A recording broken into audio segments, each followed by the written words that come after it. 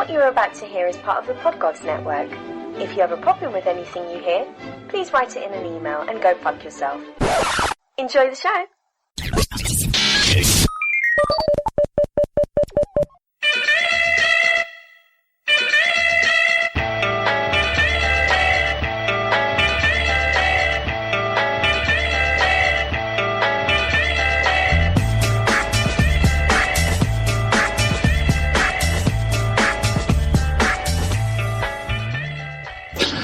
Hello, everybody. How are you doing on this December 4th, 2013? And, you know, I was going to wait till tomorrow to do a show, try to figure out what I was going to do. I had everything and doing heavy research on Christmas, you know, because I thought, well, you know, Christmas coming up, I was going to attack that. And, well, not really attack it, because I love me some Christmas, but I was going to give a history of Christmas and where it came from and where it derived from.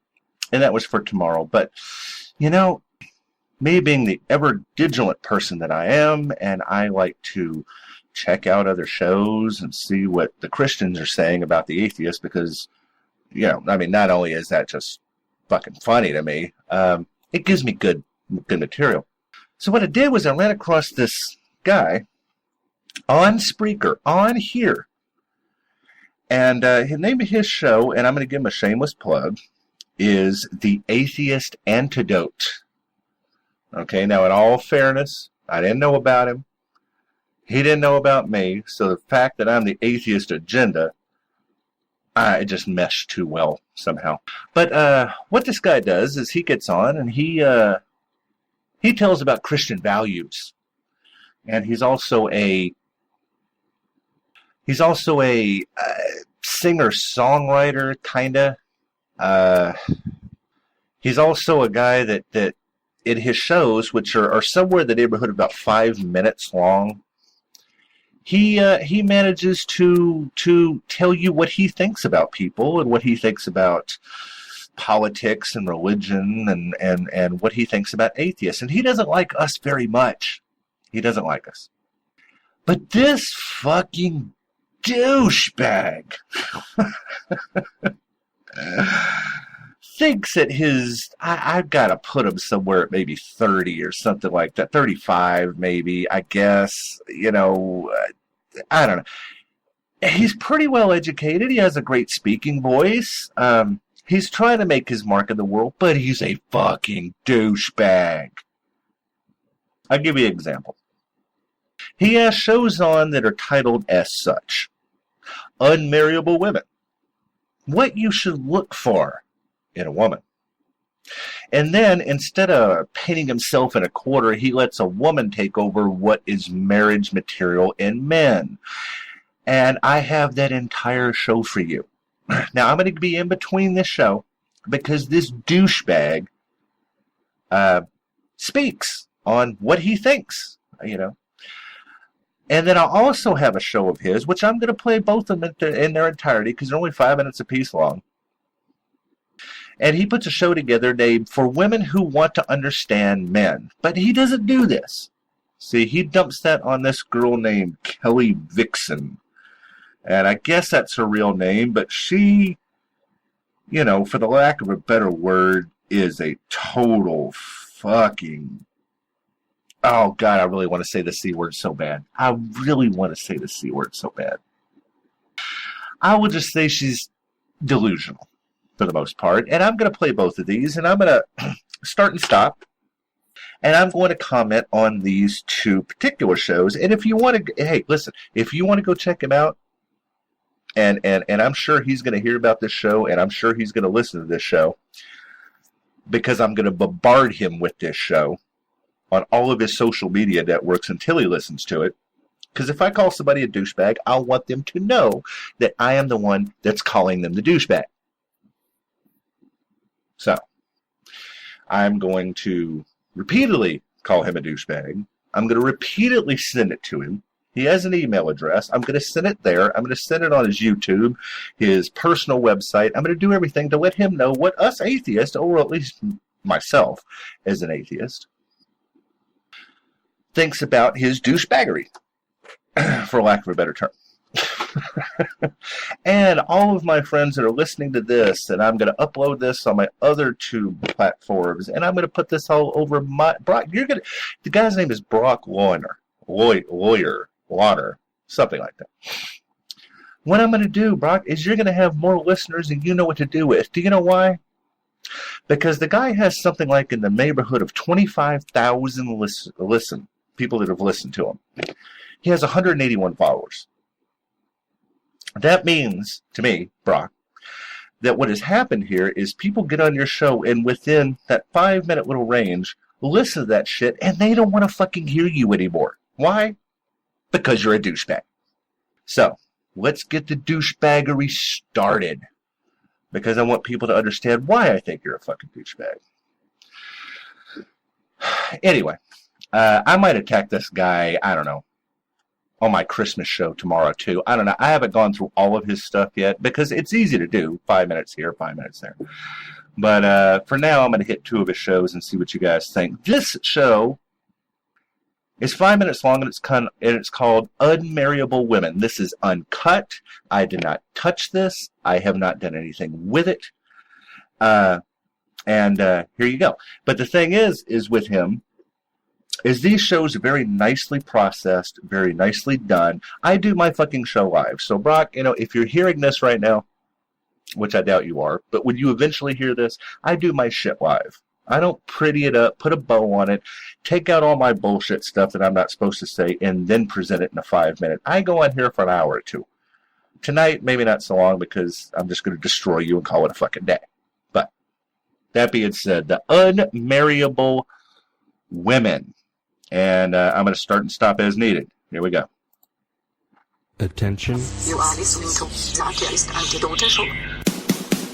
Politics is downstream from pop culture. This show. All right, I'm going to get past all this shit. Came up, and this was spearheaded by the female in the room. Okay, here we go. I had Hello, to get to the ladies and point. gentlemen. This is the Atheist Antidote show. My name is Brock Lawley. I'm your host, and I'm here with Kelly Vixen. Always high-quality pod with Kelly Vixen. Kelly, I have a question for you. The other day I was talking to some friends of ours, some mutual friends of ours, and the conversation came up, and this was spearheaded by the female in the room. What makes a woman marriable? I have conservative friends, Christian friends, liberal friends, secular friends, and the one common thread, it seems, is that when guys get alone and they talk candidly to one another, there is this concept of when you're choosing a wife, you want a marriable wife. That word is actually... Yeah, when you're choosing a wife, I told you I was going to stop and start this shit. When you're choosing a wife in your lineup, like at the Bunny Ranch, in Pahrump, and you're choosing which one you're going to buy, and the one that's going to pleasure you and cook your dinner and do what she's supposed to do, this is what you don't want. Actually specifically used with a lot of men. And I hate to use you as an example, but, a lot of your friends in college, not a lot, some of your friends in college I would have considered to be unmarriable. Okay, now, here's a fallacy right here. What this little fucker's doing. Some of your friends, Kelly, in college, I would consider unmarriable. Do you know why? I don't know anything about them. But they're partying. They're going out late all night on Fridays because we're Christians and we don't like that kind of shit. That's what's happening. And they're unmarriable. Because I couldn't fuck them, basically, is what he's trying to say, in my opinion.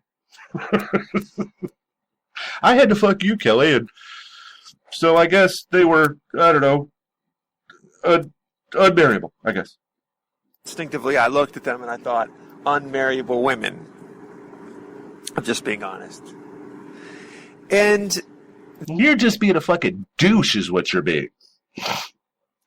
I just looked at them and thought unmarriable women. Well, way to judge there, buddy. Didn't the Bible say something about judge ye yet ye not be judged or some bullshit like that? Good job following the Bible, you sanctimonious fuck you.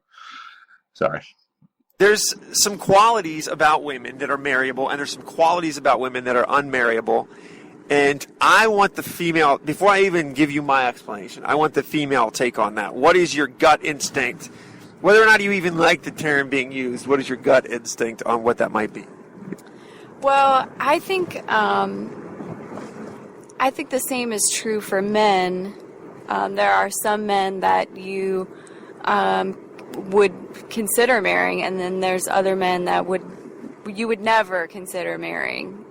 And a lot of that has to do with like stability and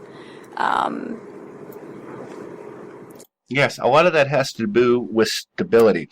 In other words, honey, show me your fucking paycheck first before I have to worry about whether or not to marry you, because in this rough and tumble times that we do have, I've got to make sure that you have the cash, because I'm too fucking stupid to make my own money. Oh, so that's a big one for me. So here we go. and being provisional and things like that. But for women, I would imagine a woman is marryable if she is, first of all, if she has a very good head on her shoulders, if she was raised well by her parents, and that she kind of comes from like a good home life. I would think that that would be pretty important. Yeah, that's pretty important. Do you know why that's pretty important, Kelly? Because what you're doing is overgeneralizing everybody, you stupid... Oh, my God, I'm trying to stay away from the C word. Oh, Jesus Christ. So, people that's had a bad home life, that have grown up, and they've grown up rough, or maybe they don't have parents, or maybe they were adopted, or maybe they were abused and lifted themselves out of the gutter and became something with their life. Do you ever think maybe those people are out there, you Oh, my God, the C word. I'm trying so fucking hard. Oh, my God. Oh my! And the only reason I haven't said it is because a friend of mine is listening and she hates that fucking word. Oh my God! I'm trying so hard. Anyway, never mind. Obviously, number one would be her faith for a Christian man. That she would be serious about her faith and be reading the Bible and seeking like a godly life. Oh God! Jesus Christ!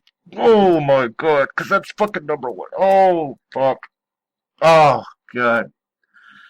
Oh, they're going to throw me off Spreaker. Oh my God, please. I'm trying to hold it in. All right, never mind. Here's your go.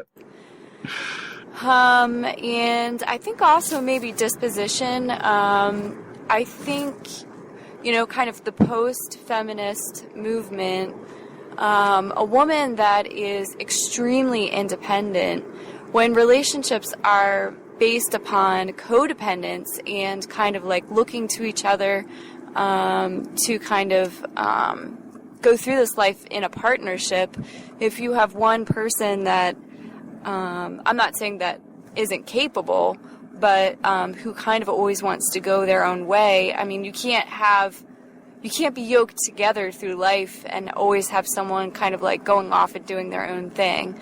So a woman that is very independent, kind of like fiercely independent, would probably not be very marryable to a man. Okay, you heard it, women. If you are fiercely independent and you know who you are in the world, and you are the absolute, you've got your shit together, you know what you're doing in life, man, you've gone to college, or you haven't, or you're making your own way in life, you might not be able to give enough attention to your man.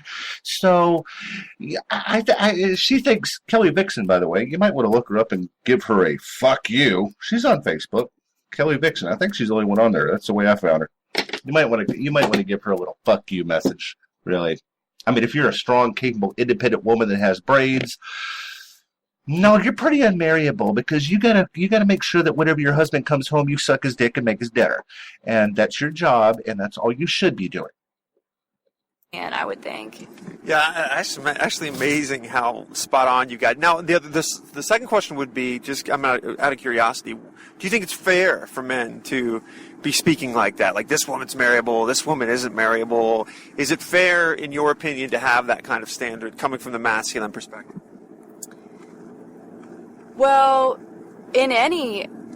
when you think about any like major contract or agreement that you are about to go into, like let's say it's taking out a loan to purchase a car, or taking out a mortgage to buy a house, you're not going to go into it if you aren't confident that it's exactly what you want. I don't think anyone